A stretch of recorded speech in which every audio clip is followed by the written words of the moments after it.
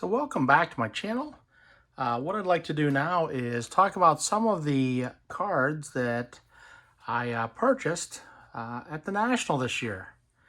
And I'm going to try to do this by day, on which day I pick these up. And I didn't spend a lot of time going through the bargain boxes like I typically do. But I did come up with a few cards that I can add to my PC. The majority of my time was spent this year going through the autograph lines. So let me just show you what I picked up. So this must have been on Thursday, I think, Thursday or Friday. And this was the first dealer that I bought some things off of. I went through his bargain boxes, and I typically don't collect a lot of football, basketball, or hockey, but I do try to pick up Steelers, Penguins, and Celtics cards just to try to round out my set for team sets for those. So here I was able to pick up Terry Bradshaw and Dave Cowens, and not in too bad a shape. I was trying to get cards that weren't in too bad a shape. John Havlicek. The Ahmad Rashad, turns out it's an early Ahmad Rashad card, but I needed another card to kind of fill out. I think I spent maybe $40 at this dealer, so I needed something to fill out the cards that I'd gotten. So that's why I ended up with Ahmad Rashad. It was in okay shape, and it'll fit my collection well. It's kind of rough, it's cracked, but it's a 3D Richie Hebner, the Bill Buckner Rookie Cup card, Penguin, Colin Campbell. This one right here, it was in pretty good shape. So I kind of liked it. Nice picture. And this is really one of the first cards I saw in the bargain box. This is a 1964, and it's the RBI leaders. Hank Aaron, and then Ken Boyer and Bill White on there. Looks like it's in pretty good shape. The corners are in pretty nice. So I know it's kind of hard to see, but this will go well on my PC. And also, I was a Pitt football season ticket holder. This is a Marshall Goldberg from the 50s. He's in Pitt's Hall of Fame. So I was able to get this.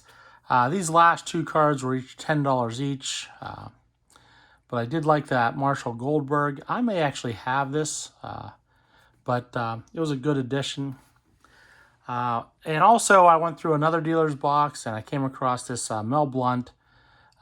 This will go well on my PC. It's in pretty good shape. Corners are pretty nice. Then I went through and saw a dealer and came up with this card right here.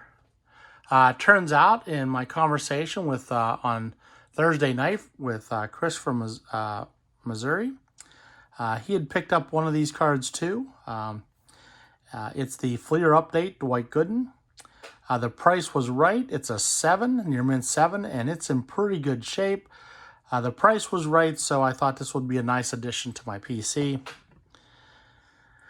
I also came across this. The price was right on this too. It's in pretty good shape. It is an excellent mint 6.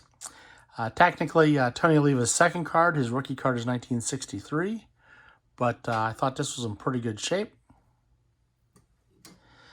And the card that I picked up, and I'm going to take this out of the plastic here. It's in a protective cover there. Is this card right here, and I'm gonna hide the grade on this and try to bring this up here so you can take a look. Corners are fairly sharp on this.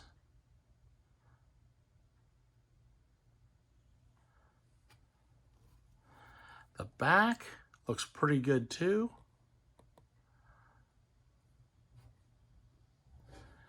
And you might say, well, what did you pay for this?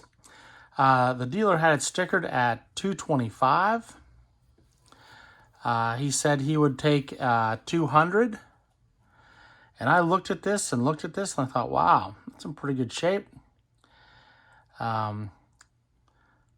200. I thought that couldn't miss. And kept looking, trying to figure out why the grade, because the grade come out to be a 1. And I'm like, and then I saw it. And if you look right here in the middle, you'll see 2 pinholes. Looks like whoever owned this actually put a staple in there. But this is a card I've been trying to add to my collection for quite a while now. This should give me, complete out my Rod Carew run. I've got quite a Rod Carew run of cards. And at some point, maybe I'll be able to showcase those on here. Most of them aren't slabbed, but that was a nice find. I paid $200 for it. I know there's a couple pinholes there. Looks like a staple maybe went through it. But all in all, I'll take it. That has a nice look to it. The corners look pretty good. I'll tell you what, someone probably kicking themselves for stapling that to something. And then I went through some other cards. I picked up a 73 I needed for the set. Pete Maravich, pretty decent shape. This was another dealer I went to. Mike Webster, in really good shape. 72 Hank Aaron. I have this, but the card was only $6. I thought that was pretty nice shape for playing day Hank Aaron. This George Brett, $2, and that's in great shape and fairly well centered. A little off right to left, but still not bad. Terry Bradshaw to go in my my set. I got this. I don't have a Wilt Chamberlain card, so I was able to add this. And if you take a look, I know it's only a leader's card, but the price was right. It was $6. Kareem Abdul-Jabbar on one side, Wilt Chamberlain on the left. So that's the only Wilt Chamberlain card I have in my collection. And the MVP award card was also in there. On the last day, I come in and I kind of thought maybe I should have gotten myself a Pete Rose autograph, but I went to past one dealer. He had $40 on this. It was authenticated by Beckett. So I looked over pretty well. He had a few of these. And for $40, I thought this is a pretty good pickup addition for my my collection. The Pete Rose in action. It is a playing day card. It's autographed, so that was a nice addition there. And then I came across another dealer. And there was really one other card I was looking for at the National. Kind of trying to pick up some of those cards that I had in my collection at one time and have lost. And I saw 2 cards here. And this is the card here. And I'm going to take this out of the plastic too. That I had my play from when I was collecting as a child. And at some point traded away to somebody. And I came across this. And this is a Walter Payton 76 rookie. It is off-centered, left to right. The corners are incredible. And that was graded at a 4. Walking around the show at the National, I could see all kinds of Walter Payton rookie cards, but they were 7s, 8s, and 9s, and they were a little more than I wanted to pay. So I looked at this, and I'm like, wow, that looks like that is undergraded considerably. And I'm looking in the case, and I asked to pull it out, and I took a look at it, and I flipped it over, and here's what I saw. It is significantly off-centered in the back. So, beautiful looking card, off-centered in the back, and the dealer had 220 on that, which for a 4 I thought was a little bit on the high side. So I knew at that point I'm probably going to have to try to bundle something to get these. So I saw this card right here. the 1962 American League Home Run Leaders. And what makes this card special is that this features Roger Maris when he broke Babe Ruth's home run record, and also Mickey Mantle. So on this card are actually 3 Hall of Famers. Roger Maris, or I'm sorry, only 2, because Roger Maris is not in the Hall of Fame. Mickey Mantle, Harmon Killebrew, but he had $80 on this. So together that was $300. And what I decided to do was I made an offer of $275. And he looked and he kind of gave me one of those looks, and it was the last day. So he looks at me and he goes, all right. So I got both of those cards for $275. I thought that was a pretty much of a steal, and especially with the way it looked. The Peyton, I mean, I can't get over. I got some cards that I think have great eye appeal.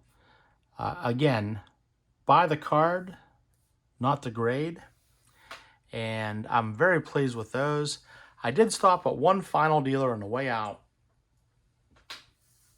and I went through to try to finish out my 73 set. A little overpriced, but the dealer was real nice. It was the last day. So I did end up buying a few cards from him to complete out my set. And when I look at these, I keep thinking to myself, for some reason, some of these look like they're very familiar. Like I should have these someplace. But I don't. So I added these, and that should pretty much round out my low numbers on the 73. So all I'm left with is high numbers to get. But these were my pickups.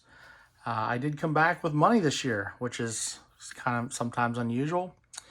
I was very happy to get what I got here, and tell me what you think. Tell me if I did okay with these. And thank you for sticking around until the end. If you're a subscriber, thank you very much. Double thank you. If you're not a subscriber and you like seeing this kind of stuff, please feel free to hit the subscribe button. Give me a thumbs up. I do hope to go to another fairly large local card show coming up here in a couple of weeks. Maybe round out some things that maybe I was looking for that I couldn't quite find. But thank you for sticking through till the end. I hope you enjoyed this.